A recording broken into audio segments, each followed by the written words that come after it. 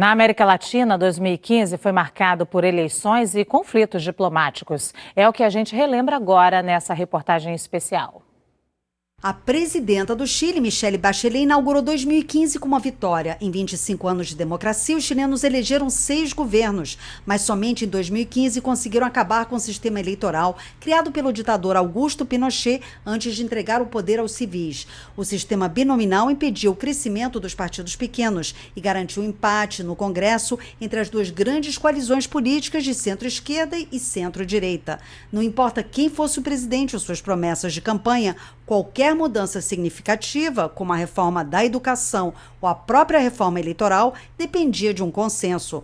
Michelle Bachelet só conseguiu mudá-lo agora no seu segundo mandato e também inaugurou o processo de reforma da Constituição, outra herança de Pinochet.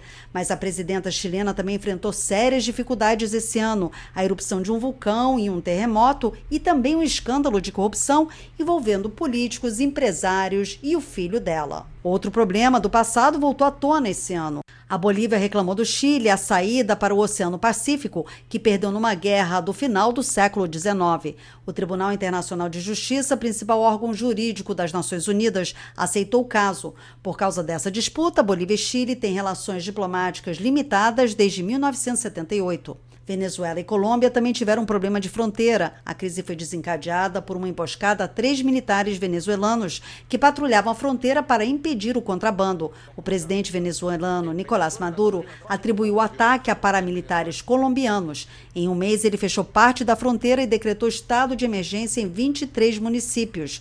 1.000 colombianos vivendo ilegalmente na Venezuela foram deportados e outros 19.000 voltaram à Colômbia com medo de serem expulsos. Os dois governos aceitaram negociar uma solução para o problema com a ajuda do Uruguai e do Equador. Nicolás Maduro, aliás, enfrentou importante desafio nas eleições legislativas de 6 de dezembro. Pela primeira vez em 17 anos, o governo perdeu a maioria no parlamento.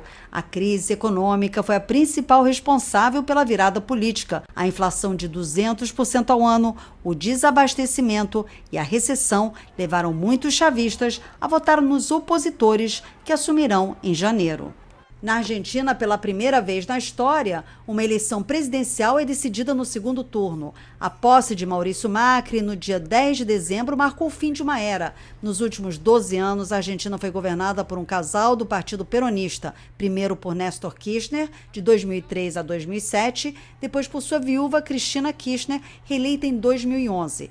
Desde o retorno da democracia há 32 anos, dois partidos tradicionais têm se revezado no poder, o peronista e o radical.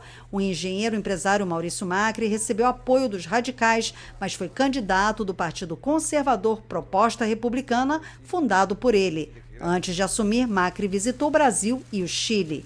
Além dos argentinos, os guatemaltecos também foram às urnas. O vitorioso foi o comediante Jimmy Morales. Ele era famoso pelo papel de um cowboy que chega à presidência sem querer. Na vida real, Morales foi eleito presidente da Guatemala com o slogan "Não sou corrupto, não sou ladrão". O antecessor dele, Otto Pérez Molina, está preso acusado de corrupção. Ele teria montado um esquema para cobrar propina de empresários para deixá-los importar produtos sem pagar tarifas alfandegárias. O Papa argentino visitou 3 países da América do Sul.